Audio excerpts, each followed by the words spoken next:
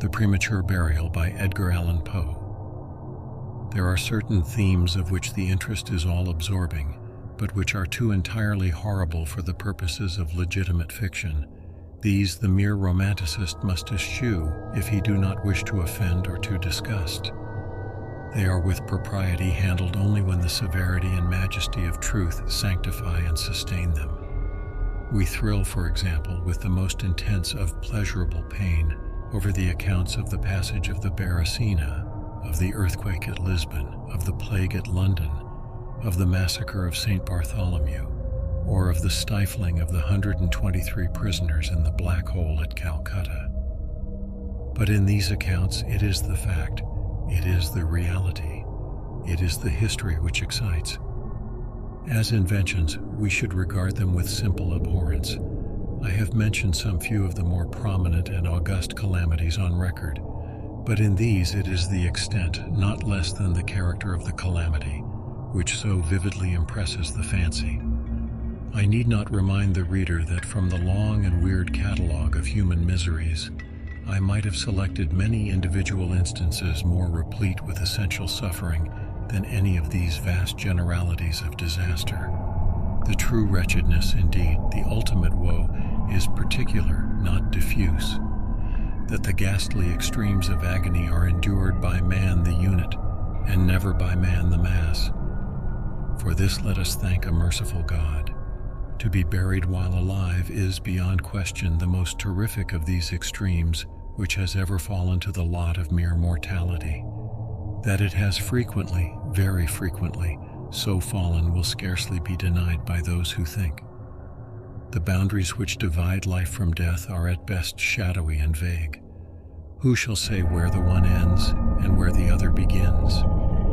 We know that there are diseases in which occur total cessations of all the apparent functions of vitality, and yet in which these cessations are merely suspensions, properly so called. They are only temporary pauses in the incomprehensible mechanism. A certain period elapses, and some unseen mysterious principle again sets in motion the magic pinions and the wizard wheels. The silver cord was not forever loosed, nor the golden bowl irreparably broken, but where meantime was the soul? Apart, however, from the inevitable conclusion a priori that such causes must produce such effects, that the well-known occurrence of such cases of suspended animation must naturally give rise now and then to premature interments. Apart from this consideration, we have the direct testimony of medical and ordinary experience to prove that a vast number of such interments have actually taken place. I might refer at once, if necessary, to 100 well-authenticated instances, one of very remarkable character, and of which the circumstances may be fresh in the memory of some of my readers, occurred not very long ago in the neighboring city of Baltimore, where it occasioned a painful, intense, and widely extended excitement.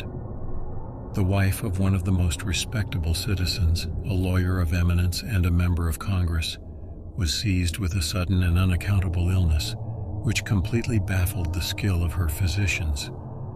After much suffering, she died, or was supposed to die. No one suspected, indeed, or had reason to suspect, that she was not actually dead. She presented all the ordinary appearances of death. The face assumed the usual pinched and sunken outline. The lips were of the usual marble pallor. The eyes were lusterless. There was no warmth. Pulsation had ceased. For 3 days the body was preserved unburied, during which it had acquired a stony rigidity. The funeral, in short, was hastened, on account of the rapid advance of what was supposed to be decomposition. The lady was deposited in her family vault, which for 3 subsequent years was undisturbed. At the expiration of this term it was opened for the reception of a sarcophagus, but alas, how fearful a shock awaited the husband, who personally threw open the door. As its portal swung outwardly back, some white-appareled object fell rattling within his arms. It was the skeleton of his wife in her yet unmolded shroud. A careful investigation rendered it evident that she had revived within 2 days after her entombment, that her struggles within the coffin had caused it to fall from a ledge, or shelved to the floor, where it was so broken as to permit her escape. A lamp which had been accidentally left full of oil within the tomb was found empty. It might have been exhausted, however, by evaporation. On the uttermost of the steps which led down into the dread chamber was a large fragment of the coffin, with which it seemed that she had endeavored to arrest attention by striking the iron door. While thus occupied, she probably swooned or possibly died through sheer terror, and in failing, her shroud became entangled in some iron, work which projected interiorly. Thus she remained, and thus she rotted erect. In the year 1810, a case of living inhumation happened in France, attended with circumstances which go far to warrant the assertion that truth is, indeed, stranger than fiction. The heroine of the story was a Mademoiselle Victorine Lafourcade, a young girl of illustrious family, of wealth and of great personal beauty. Among her numerous suitors was Julien Bossuet, a poor litterateur or journalist of Paris. His talents and general amiability had recommended him to the notice of the heiress, by whom he seems to have been truly beloved, but her pride of birth decided her finally to reject him and to wed a Monsieur Renelle, a banker and a diplomatist of some eminence. After marriage, however, this gentleman neglected and perhaps even more positively ill-treated her. Having passed with him some wretched years, she died. At least her condition so closely resembled death as to deceive everyone who saw her. She was buried, not in a vault, but in an ordinary grave in the village of her nativity. Filled with despair and still inflamed by the memory of a profound attachment, the lover journeys from the capital to the remote province in which the village lies, with the romantic purpose of disinterring the corpse and possessing himself of its luxuriant tresses. He reaches the grave. At midnight he unearths the coffin, opens it, and is in the act of detaching the hair when he is arrested by the unclosing of the beloved eyes. In fact, the lady had been buried alive. Vitality had not altogether departed, and she was aroused by the caresses of her lover from the lethargy which had been mistaken for death. He bore her frantically to his lodgings in the village. He employed certain powerful restoratives suggested by no little medical learning. In fine, she revived. She recognized her preserver. She remained with him until by slow degrees she fully recovered her original health. Her woman's heart was not adamant, and this last lesson of love sufficed to soften it. She bestowed it upon Bossuet. She returned no more to her husband, but concealing from him her resurrection, fled with her lover to America. 20 years afterward, the two returned to France, in the persuasion that time had so greatly altered the lady's appearance that her friends would be unable to recognize her. They were mistaken, however, for at the first meeting, Monsieur Renelle did actually recognize and make claim to his wife. This claim she resisted, and a judicial tribunal sustained her in her resistance, deciding that the peculiar circumstances with the long lapse of years had extinguished not only equitably but legally the authority of the husband.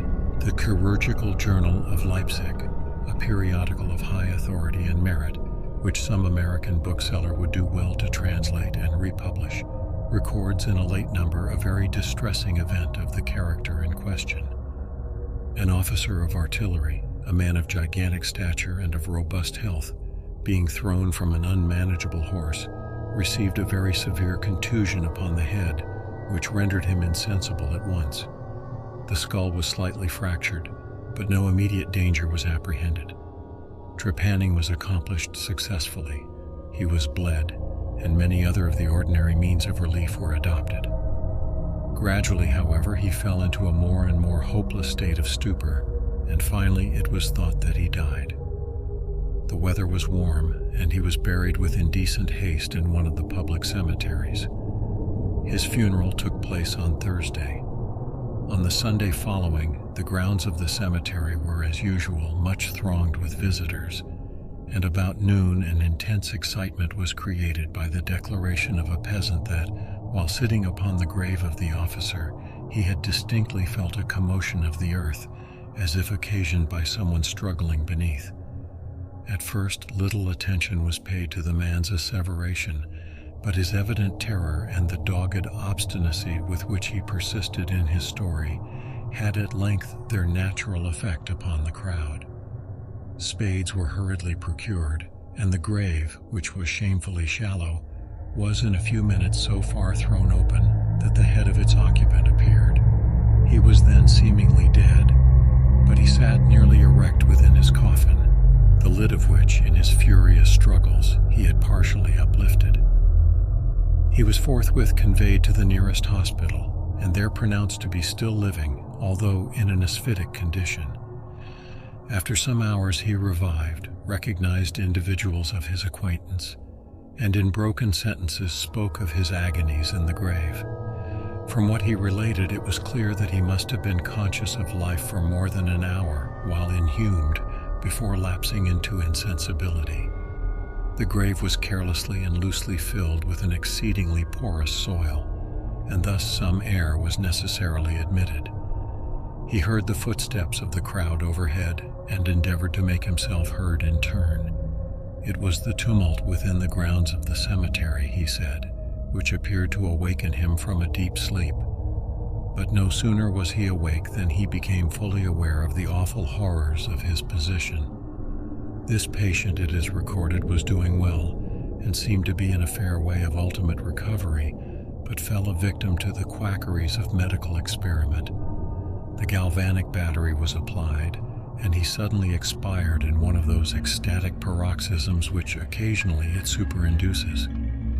The mention of the galvanic battery, nevertheless, recalls to my memory a well-known and very extraordinary case in point, where its action proved the means of restoring to animation a young attorney of London, who had been interred for 2 days.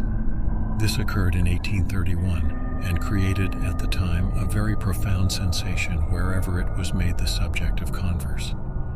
The patient, Mr. Edward Stapleton, had died, apparently of typhus fever, accompanied with some anomalous symptoms which had excited the curiosity of his medical attendants.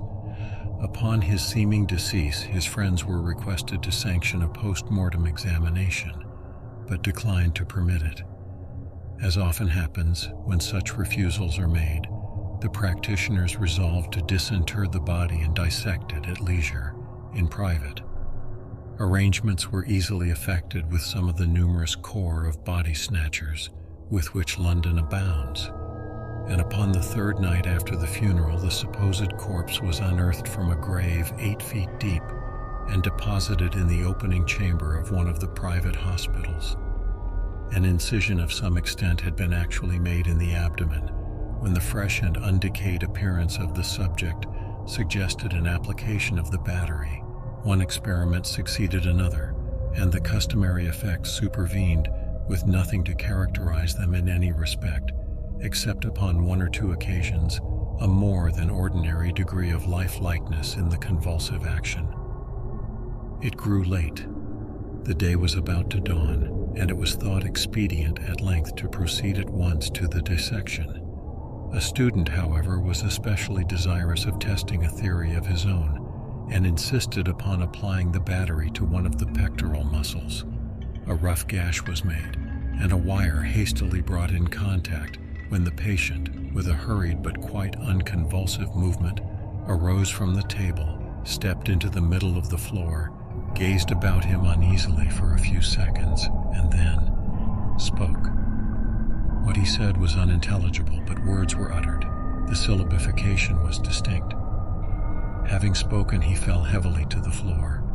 For some moments all were paralyzed with awe, but the urgency of the case soon restored them their presence of mind. It was seen that Mr. Stapleton was alive, although in a swoon. Upon exhibition of ether, he revived and was rapidly restored to health and to the society of his friends, from whom, however, all knowledge of his resuscitation was withheld, until a relapse was no longer to be apprehended. Their wonder, their rapturous astonishment, may be conceived. The most thrilling peculiarity of this incident, nevertheless, is involved in what Mr. S. himself asserts. He declares that at no period was he altogether insensible, that dully and confusedly he was aware of everything which happened to him, from the moment in which he was pronounced dead by his physicians to that in which he fell swooning to the floor of the hospital. "I am alive," were the uncomprehended words which, upon recognizing the locality of the dissecting room, he had endeavored in his extremity to utter. It were an easy matter to multiply such histories as these, but I forbear, for indeed we have no need of such to establish the fact that premature interments occur. When we reflect how very rarely, from the nature of the case, we have it in our power to detect them, we must admit that they may frequently occur without our cognizance. Scarcely, in truth, is a graveyard ever encroached upon for any purpose, to any great extent that skeletons are not found in postures which suggest the most fearful of suspicions. Fearful indeed the suspicion, but more fearful the doom.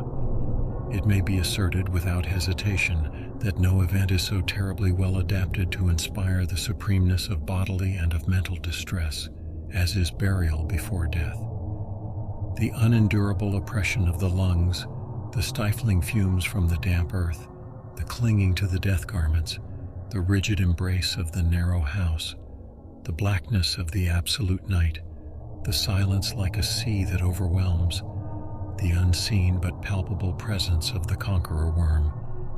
These things, with the thoughts of the air and grass above, with memory of dear friends who would fly to save us if but informed of our fate, and with consciousness that of this fate they can never be informed, that our hopeless portion is that of the really dead.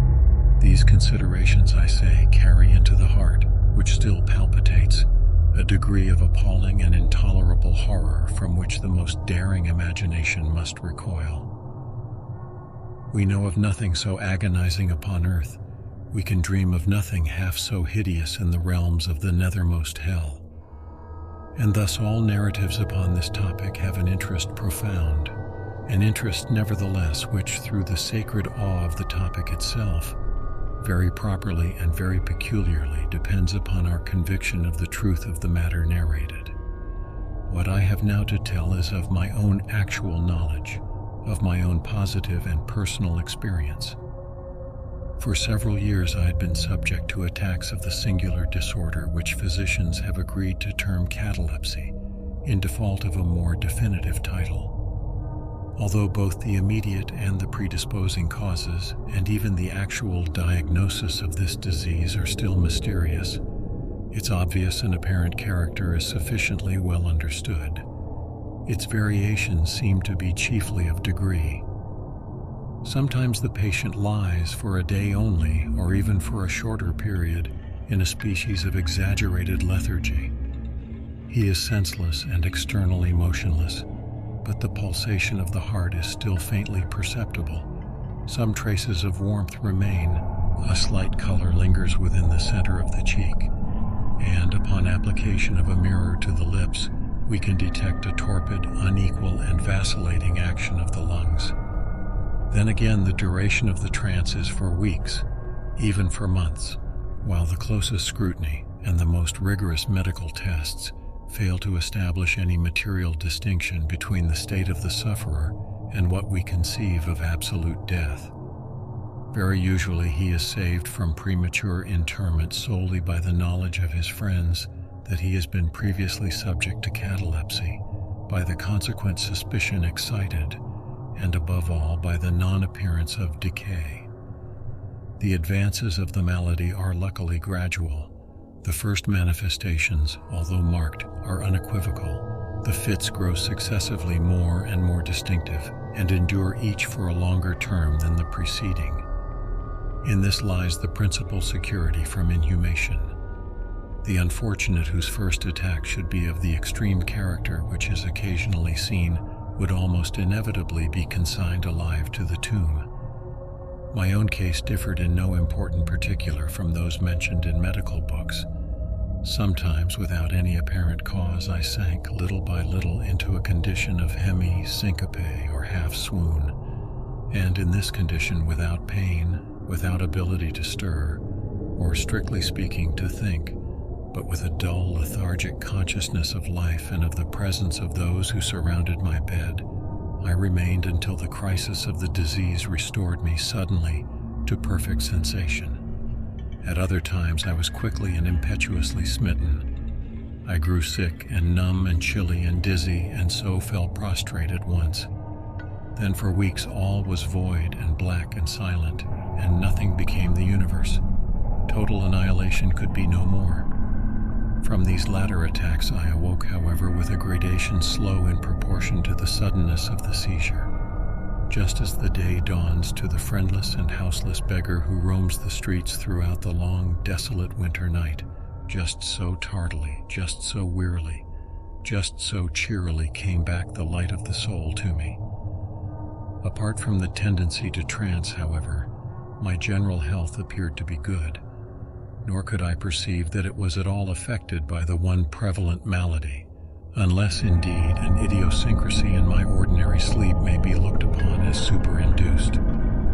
Upon awaking from slumber, I could never gain at once thorough possession of my senses, and always remained for many minutes in much bewilderment and perplexity, the mental faculties in general, but the memory in especial, being in a condition of absolute abeyance. In all that I endured there was no physical suffering, but of moral distress and infinitude. My fancy grew charnel. I talked of worms, of tombs and epitaphs. I was lost in reveries of death, and the idea of premature burial held continual possession of my brain. The ghastly danger to which I was subjected haunted me day and night. In the former, the torture of meditation was excessive, in the latter, supreme. When the grim darkness overspread the earth, then with every horror of thought I shook as the quivering plumes upon the hearse. When nature could endure wakefulness no longer, it was with a struggle that I consented to sleep, for I shuddered to reflect that upon awaking I might find myself the tenant of a grave. And when finally I sank into slumber, it was only to rush at once into a world of phantasms, above which, with vast sable overshadowing wing, hovered predominant the one sepulchral idea. From the innumerable images of gloom which thus oppressed me in dreams, I select for record but a solitary vision. Methought I was immersed in a cataleptic trance of more than usual duration and profundity. Suddenly there came an icy hand upon my forehead, and an impatient, gibbering voice whispered the word, "Arise," within my ear. I sat erect. The darkness was total. I could not see the figure of him who had aroused me. I could call to mind neither the period at which I had fallen into the trance, nor the locality in which I then lay. While I remained motionless and busied in endeavors to collect my thought, the cold hand grasped me fiercely by the wrist, shaking it petulantly, while the gibbering voice said again, "Arise, did I not bid thee arise?" "And who," I demanded, "art thou?" "I have no name in the regions which I inhabit," replied the voice mournfully. "I was mortal, but am fiend. I was merciless, but am pitiful. Thou dost feel that I shudder. My teeth chatter as I speak, yet it is not with the chilliness of the night without end. But this hideousness is insufferable. How canst thou tranquilly sleep? I cannot rest for the cry of these great agonies. These sights are more than I can bear. Get thee up. Come with me into the outer night, and let me unfold to thee the graves. Is not this a spectacle of woe? Behold."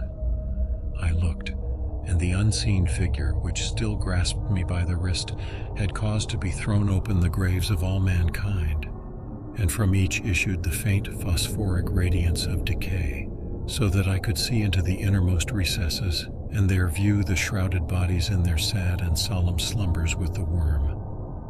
But alas, the real sleepers were fewer by many millions than those who slumbered not at all, and there was a feeble struggling, and there was a general sad unrest, and from out the depths of the countless pits there came a melancholy rustling from the garments of the buried, and of those who seemed tranquilly to repose.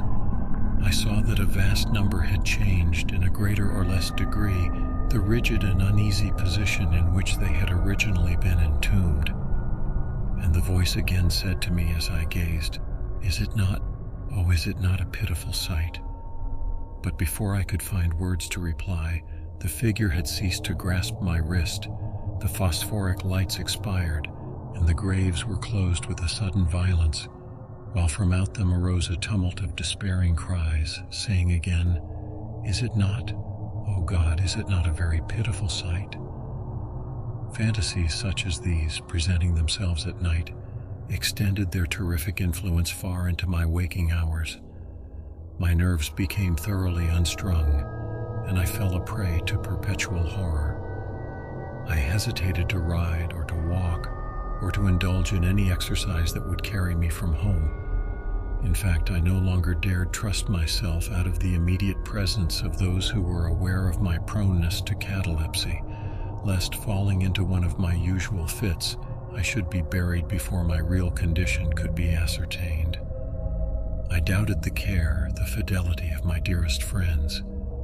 I dreaded that, in some trance of more than customary duration, they might be prevailed upon to regard me as irrecoverable. I even went so far as to fear that, as I occasioned much trouble, they might be glad to consider any very protracted attack as sufficient excuse for getting rid of me altogether. It was in vain they endeavored to reassure me by the most solemn promises. I exacted the most sacred oaths that under no circumstances they would bury me until decomposition had so materially advanced as to render farther preservation impossible. And even then my mortal terrors would listen to no reason, would accept no consolation. I entered into a series of elaborate precautions. Among other things, I had the family vault so remodeled as to admit of being readily opened from within. The slightest pressure upon a long lever that extended far into the tomb would cause the iron portal to fly back. There were arrangements also for the free admission of air and light, and convenient receptacles for food and water, within immediate reach of the coffin intended for my reception. This coffin was warmly and softly padded, and was provided with a lid fashioned upon the principle of the vault door, with the addition of springs so contrived that the feeblest movement of the body would be sufficient to set it at liberty. Besides all this, there was suspended from the roof of the tomb a large bell, the rope of which, it was designed, should extend through a hole in the coffin, and so be fastened to one of the hands of the corpse. But alas, what avails the vigilance against the destiny of man? Not even these well-contrived securities suffice to save from the uttermost agonies of living inhumation a wretch to these agonies foredoomed. There arrived an epoch, as often before there had arrived, in which I found myself emerging from total unconsciousness into the first feeble and indefinite sense of existence. Slowly, with a tortoise gradation, approached the faint gray dawn of the cycle day, a torpid uneasiness, an apathetic endurance of dull pain, no care, no hope, no effort. Then, after a long interval, a ringing in the ears. Then, after a lapse still longer, a prickling or tingling sensation in the extremities. Then a seemingly eternal period of pleasurable quiescence, during which the awakening feelings are struggling into thought. Then a brief resinking into non-entity, then a sudden recovery. At length a slight quivering of an eyelid, and immediately thereupon an electric shock of a terror, deadly and indefinite, which sends the blood in torrents from the temples to the heart. And now the first positive effort to think, and now the first endeavor to remember, and now a partial and evanescent success. And now the memory has so far regained its dominion that in some measure I am cognizant of my state. I feel that I am not awaking from ordinary sleep. I recollect that I have been subject to catalepsy. And now at last, as if by the rush of an ocean, my shuddering spirit is overwhelmed by the one grim danger, by the one spectral and ever-prevalent idea. For some minutes after this fancy possessed me, I remained without motion. And why? I could not summon courage to move. I dared not make the effort which was to satisfy me of my fate. and yet there was something at my heart which whispered me it was sure. Despair, such as no other species of wretchedness ever calls into being, despair alone urged me, after long irresolution, to uplift the heavy lids of my eyes. I uplifted them. It was dark, all dark. I knew that the fit was over. I knew that the crisis of my disorder had long passed. I knew that I had now fully recovered the use of my visual faculties, and yet it was dark, all dark, the intense and utter raylessness of the night that endureth forevermore. I endeavored to shriek, and my lips and my parched tongue moved convulsively together in the attempt, but no voice issued from the cavernous lungs, which, oppressed as if by the weight of some incumbent mountain, gasped and palpitated with the heart at every elaborate and struggling inspiration. The movement of the jaws in this effort to cry aloud showed me that they were bound up, as is usual with the dead. I felt too that I lay upon some hard substance, and by something similar my sides were also closely compressed. So far I had not ventured to stir any of my limbs, but now I violently threw up my arms, which had been lying at length with the wrists crossed. They struck a solid wooden substance, which extended above my person at an elevation of not more than 6 inches from my face. I could no longer doubt that I reposed within a coffin at last. And now, amid all my infinite miseries, came sweetly the cherub hope, for I thought of my precautions. I writhed and made spasmodic exertions to force open the lid. It would not move. I felt my wrists for the bell rope. It was not to be found. And now the comforter fled forever, and a still sterner despair reigned triumphant, for I could not help perceiving the absence of the paddings which I had so carefully prepared. And then, too, there came suddenly to my nostrils the strong, peculiar odor of moist earth. The conclusion was irresistible. I was not within the vault. I had fallen into a trance while absent from home, while among strangers, when or how I could not remember, and it was they who had buried me as a dog, nailed up in some common coffin, and thrust deep, deep and forever into some ordinary and nameless grave. As this awful conviction forced itself thus into the innermost chambers of my soul, I once again struggled to cry aloud. And in this second endeavor I succeeded. A long, wild, and continuous shriek or yell of agony resounded through the realms of the subterranean night.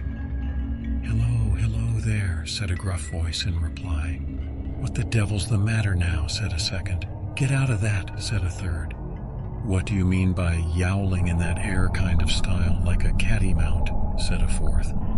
And hereupon I was seized and shaken without ceremony for several minutes by a junto of very rough-looking individuals. They did not arouse me from my slumber, for I was wide awake when I screamed, but they restored me to the full possession of my memory. This adventure occurred near Richmond in Virginia. Accompanied by a friend, I had proceeded upon a gunning expedition some miles down the banks of the James River. Night approached, and we were overtaken by a storm. The cabin of a small sloop lying at anchor in the stream and laden with garden mold afforded us the only available shelter. We made the best of it and passed the night on board. I slept in one of the only 2 berths in the vessel, and the berths of a sloop of 60 or 20 tons need scarcely be described. That which I occupied had no bedding of any kind. Its extreme width was 18 inches. The distance of its bottom from the deck overhead was precisely the same. I found it a matter of exceeding difficulty to squeeze myself in.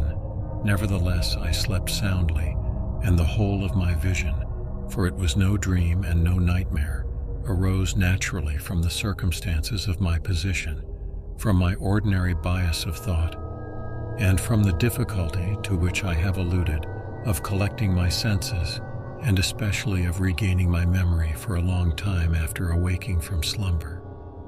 The men who shook me were the crew of the sloop, and some laborers engaged to unload it. From the load itself came the earthly smell. The bandage about the jaws was a silk handkerchief in which I had bound up my head. in default of my customary nightcap. The tortures endured, however, were indubitably quite equal for the time to those of actual sepulture. They were inconceivably hideous, but out of evil proceeded good, for their very excess wrought in my spirit an inevitable revulsion. My soul acquired tone, acquired temper. I went abroad. I took vigorous exercise. I breathed the free air of heaven. I thought upon other subjects than death. I discarded my medical books. Buchan I burned. I read no night thoughts, no fustian about churchyards, no bugaboo tales such as this. In short, I became a new man and lived a man's life. From that memorable night, I dismissed forever my charnel apprehensions, and with them vanished the cataleptic disorder, of which perhaps they had been less the consequence than the cause. There are moments when, even to the sober eye of reason, the world of our sad humanity may assume the semblance of a hell, but the imagination of man is no Carathis, to explore with impunity its every cavern. Alas, the grim legion of sepulchral terrors cannot be regarded as altogether fanciful, but, like the demons in whose company Afrasiab made his voyage down the Oxus, they must sleep, or they will devour us. They must be suffered to slumber, or we perish.